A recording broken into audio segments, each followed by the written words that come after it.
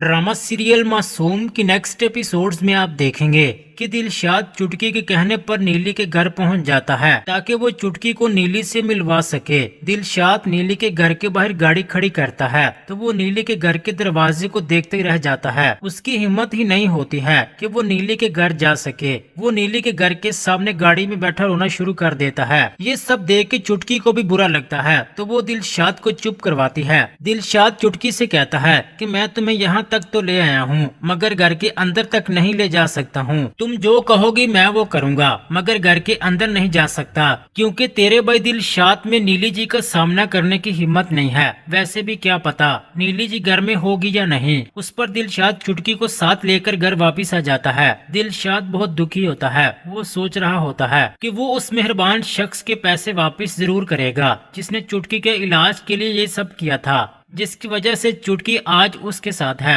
फिर अगली ही सुबह होते ही दिलशाद हॉस्पिटल पहुंच जाता है। वो पता करता है कि आखिर वो कौन शख्स था जिसने मेरी बहन चुटकी की जान बचाई थी और उसके इलाज के लिए पैसे दिए थे। फिर हॉस्पिटल से इस बात का पता चल जाता है कि चुटकी की जान बचाने वाला कोई और नहीं बल्कि वजदान ही था। दिलशाद वजदान के घर का एड्रेस मालूम करता है और उसके घर पहुँच जाता है। दिलशाद की मुलाकात वजदान से तो हो जाती है मगर वो वहाँ नीली को भी देखकर हैरान रह जाता है। नीली को देखते ही वो दंग रह जाता है। नीली दिलशाद को इस तरह नए रूप में देखकर काफी हैरान हो जाती है। दिलशाद को देखते नीली की आंखों में आंसू आ जाते हैं। फिर वजदान जब दिलशाद से आने की वजह पूछता है तो दिलशाद वजदान से कहता है कि सर आपकी बहुत बहुत मेहरबानी, आपने उस दिन मेरी बहन चुटकी की जान बचा ली। आपकी वजह से ही मेरी बहन आज जिंदा है। मैं सारी जिंदगी आपका ये एहसानमंद रहूंगा। मैंने आपसे वादा किया था कि एक दिन मैं आपका ये एहसान जरूर उतारूंगा। ये पैसे आप रख लीजिए, आपने मेरी मदद करके मुझ पर एहसान कर दिया था। वजदान दिलशाद को रोकता है और उससे कहता है कि मुझे ये पैसे नहीं चाहिए हैं। मैंने उस दिन जो कुछ भी किया था वो सब मैंने एहसान समझकर नहीं किया था